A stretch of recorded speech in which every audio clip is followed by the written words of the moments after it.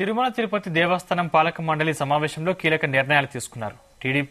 TTD chairman Bhumana Karunakar Reddy TTD ఆలయాల అభివృద్ది పనుల కోసం శ్రీవాణి ట్రస్ట్ నిధులు వినియోగించాలని బోర్డు నిర్ణయించిందన్నారు. స్విమ్స్ ఆసుపత్రిలో 479 నర్సు పోస్టుల భర్తీకి ఆమోదం తెలిపామన్నారు. టీటీడీ కళాశాలలో హాస్టల్ గదులు కొరత లేకుండా నిర్మించాలని నిర్ణయం తీసుకున్నట్లు తెలిపారు. తిరుమల యాత్రికుల వసతి సముదాయంలో 10 లిఫ్టుల ఏర్పాటుకు 1,88,00,000 కేటాయించినట్లు చెప్పారు. బోర్డు ఆమోదంతో పరిపాలనా సౌలభ్యం కోసమని కాంట్రాక్టు పొరుగు సేవల ఉద్యోగస్తుల్ని తీసుకోవటం ఆనవాయితీగా వచ్చింది. కానీ రాష్ట్ర ప్రభుత్వం ఈ మధ్యన కాంట్రాక్టు ఉద్యోగస్తుల్ని రెగ్యులరైజ్ చేయటానికి 2014వ సంవత్సరాన్ని కట్ ఆఫ్ డేట్ గా తీసుకొని నోటిఫికేషన్ ద్వారా ఎంపిక కాబట్టటువంటి వాళ్ళనందరినీ కూడా రెగ్యులరైజ్ చేయాలా అనేటువంటి నిర్ణయం తీసుకున్నది. ఆ కారణంగా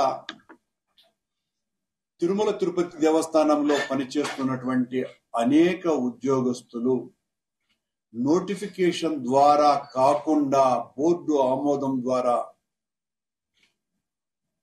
ఉద్యోగంలోకి రాబడ్డటువంటి వాళ్ళు కాబట్టి ఈ ప్రత్యేకమైనటువంటి పరిస్థితిని గుర్తించి తిరుమల తిరుపతి దేవస్థాన ఉద్యోగస్తులకు కూడా జీవో వర్తించే విధంగా అనుమతి ఇవ్వవలసిందిగా కోరుతూ తీర్మానం చేయటం జరిగింది. 1,88,00,000 రూపాయలతో తిరుమలలో భక్తుల సౌకర్యార్థం పిఎస్సి అభివృద్ధి పనుల కోసమని టెండర్ ఆమోదం చేయటం జరిగింది. టీటీడీ ఐటీ సేవల కోసమని tier 3 data center, disaster recovery center ఉన్నాయి. ఐటీ స్టాండర్డ్ ప్రోటోకాల్ ప్రకారం లైఫ్ సైకిల్ మేనేజ్మెంట్ ప్రక్రియలో భాగంగా ప్రతి 7 సంవత్సరాలకు ఒకసారి టెక్ రీప్లేస్మెంట్ చేయాలి.